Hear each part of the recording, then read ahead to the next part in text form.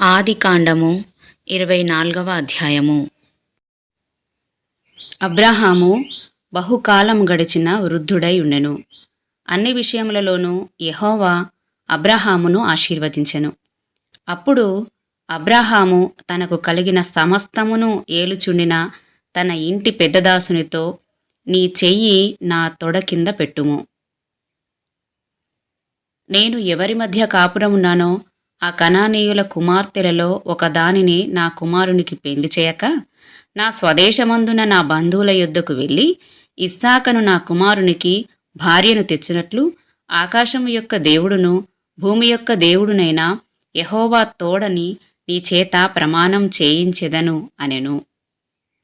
ఆ దాసుడు ఈ దేశమునకు నా వెంట వచ్చుటకు ఒకవేళ ఆ స్త్రీ ఇష్టపడని ఎడల, నీవు బయలుదేరి వచ్చిన ఆ దేశమునకు నేను నీ కుమారుని తీసుకొని పోవలనా అని అడుగగా, అబ్రాహాము అక్కడికి నా కుమారుని తీసుకొని పోకూడదు సుమీ. నా తండ్రి ఇంట నుండి నేను పుట్టిన దేశం నుండి నన్ను తెచ్చి నాతో మాటలాడి నీ సంతానమునకు ఈ దేశము ఇచ్చేదనని ప్రమాణము చేసి నాతో చెప్పిన పరలోకపు దేవుడగు యెహోవా తన దూతను నీకు ముందుగా పంపును. అక్కడ నుండి నీవు నా కుమారునికి భార్యను తీసుకొని వచ్చెదవు. అయితే నీ వెంట వచ్చుటకు ఆ స్త్రీ ఇష్టపడని ఎడల ఈ ప్రమాణం నుండి విడుదల పొందెదవు, కానీ నీవు నా కుమారుని అక్కడికి తీసుకొని పోకూడదు అని అతనితో చెప్పెను. ఆ దాసుడు తన యజమానుడగు అబ్రాహాము తొడ కింద తన చెయ్యి పెట్టి ఈ సంగతి విషయమై ప్రమాణము చేసెను. అతడు తన యజమానుని ఒంటెలలో 10 ఒంటెలను, తన యజమానుని ఆస్తిలో శ్రేష్టమైన నానా విధములగు వస్తువులను తీసుకొని పోయెను. అతడు లేచి అరామ్నహరాయిములోనున్న నాహోరు పట్టణము చేరి, సాయంకాలమందు స్త్రీలు నీళ్లు చేదుకొనవచ్చు వేళకు ఆ ఊరి బయటనున్న నీళ్లబావి యొద్ద తన ఒంటెలను మోకరింపచేసి ఇట్లనెను, నా యజమానుడగు అబ్రహాము దేవుడవైన యెహోవా, నేను వచ్చిన కార్యమును త్వరలో సఫలము చేసి నా యజమానుడగు అబ్రహాము మీద అనుగ్రహము చూపుము. చిత్తగించుము, నేను ఈ నీళ్ల ఊట యొద్ద నిలుచున్నాను. ఈ ఊరివారి పిల్లలు నీళ్లు చేదుకొనుటకు వచ్చుచున్నారు. కాబట్టి నేను త్రాగునట్లు నీవు దయచేసి నీ కడవను వంచుమని నేను చెప్పగా, నీవు త్రాగుము, నీ ఒంటెలకును నీళ్లు పెట్టదనని ఏ చిన్నది చెప్పునో ఆమెయే నీ సేవకుడైన ఇస్సాకు కొరకు నీవు నియమించినదై ఉండునుగాక. అందువలన నీవు నా యజమానుని మీద అనుగ్రహము చూపితివని తెలుసుకొందును అనెను. ఆ చిన్నది మిక్కిలి చక్కనిది, ఆమె కన్యక, ఏ పురుషుడును ఆమెను కూడలేదు. ఆమె ఆ బావిలోనికి దిగిపోయి కడవను నీళ్లతో నింపుకొని ఎక్కిరాగా, ఆ సేవకుడు ఆమెను ఎదుర్కొనుటకు పరుగెత్తి, నీ కడవలో నీళ్లు కొంచెము దయచేసి నన్ను త్రాగనిమ్మని అడిగెను. అందుకామె, అయ్యా త్రాగుమని చెప్పి త్వరగా తన కడవను చేతిమీదికి దించుకొని అతనికి దాహమిచ్చెను. మరియు ఆమె అతనికి దాహమిచ్చిన తరువాత, నీ ఒంటెలు త్రాగుమట్టుకు వాటికిని నీళ్లు చేది పోయేదునని చెప్పి త్వరగా గాడిలో తన కడవ కుమ్మరించి తిరిగి చేదుటకు ఆ బావికి పరుగెత్తుకొని పోయి అతని ఒంటెలన్నిటికీ నీళ్లు చేది పోసెను. ఆ మనుష్యుడు ఆమెను తేరి చూచి తన ప్రయాణమును యెహోవా సఫలము చేసెనో లేదో తెలుసుకొనవలెనని ఊరకుండెను. ఒంటెలు త్రాగుటైన తరువాత ఆ మనుష్యుడు 1/2 తులము ఎత్తుగల బంగారపు ముక్కు కమ్మిని, ఆమె చేతులకు 10 తులముల ఎత్తుగల 2 బంగారు కడియములను తీసి, నీవు ఎవరి కుమార్తెవు? దయచేసి నాతో చెప్పుము. నీ తండ్రి ఇంట మేము ఈ రాత్రి బస చేయుటకు స్థలమున్నదా అని అడిగెను. అందుకామె, నేను నాహోరుకు మిల్కా కనిన కుమారుడగు బెతూయేలు కుమార్తెననెను.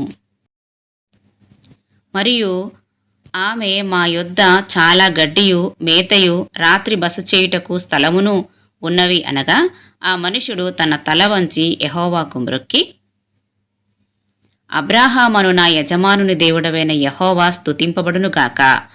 ఆయన నా యజమానునికి తన కృపను తన సత్యమును చూపుట మానలేదు. నేను త్రోవలో నుండగానే యెహోవా నా యజమానుని బంధువులు ఇంటికి నన్ను నడిపించెననెను. అంతటా ఆ చిన్నది పరుగెత్తుకొని పోయి ఈ మాటలు తన తల్లి ఇంటి వారికి తెలిపెను. రిబ్కాకు లాబానను ఒక సహోదరుడుండెను. అప్పుడు లాబాను ఆ బావి దగ్గర వెలుపటనున్న ఆ మనుషుని యొద్దకు పరుగెత్తుకొని పోయెను. అతడు ఆ ముక్కు కమ్మిని తన సహోదరి చేతులనున్న ఆ కడియములను చూచి, ఆ మనుష్యుడు ఈలాగు నాతో మాట్లాడనని తన సహోదరి అయిన రిబ్కా చెప్పిన మాటలు విని ఆ మనుషుని యొద్దకు వచ్చెను. అతడు ఆ బావి యొద్ద ఒంటెల దగ్గర నిలిచియుండగా, లాబాను, యెహోవా వలన ఆశీర్వదింపబడినవాడా, లోపలికి రమ్ము. నీవు బయట నిలువనేలా? ఇల్లును ఒంటెలకు స్థలమును నేను సిద్ధము చేయించితిని అనెను.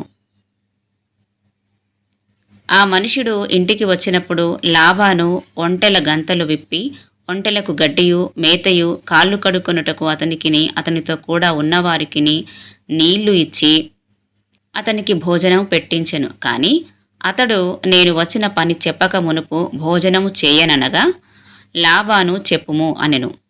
అంతటా అతడు ఇట్లనెను, నేను అబ్రాహాము దాసుడను.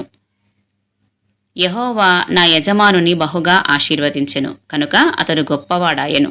అతనికి గొర్రెలను గొడ్లను వెండి బంగారములను దాసదాసీ జనమును ఒంటెలను గాడిదలను దయచేసెను.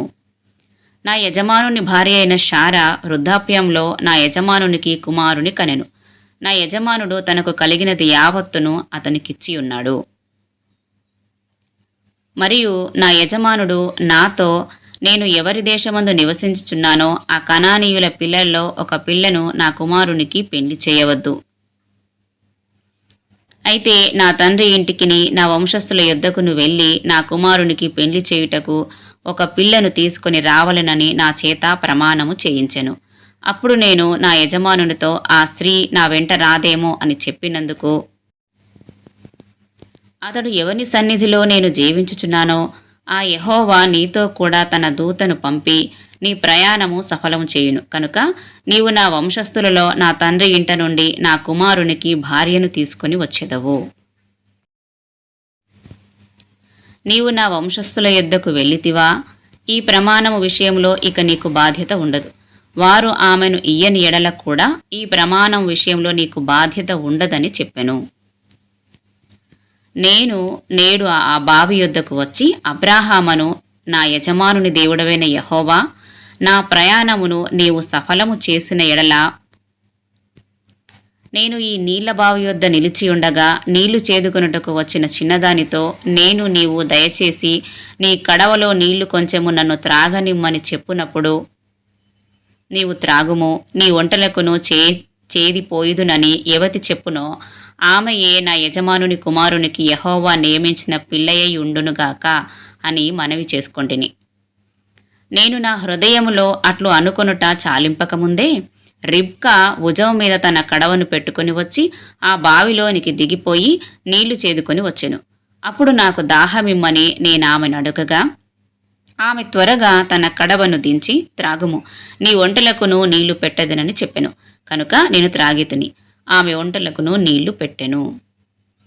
అప్పుడు నేను, నీవు ఎవరి కుమార్తెవని అడిగినందుకు ఆమె, మిల్కా నాహోరునకు కనిన కుమారుడగు బెతూయేలు కుమార్తెనని చెప్పినప్పుడు నేనామె ముక్కుకు కమ్మియును ఆమె చేతులకు కడియములను పెట్టి నా తల వంచి యెహోవాకు మ్రొక్కి అబ్రాహామును నా యజమానుని దేవుడైన యెహోవాను స్తోత్రము చేసితిని.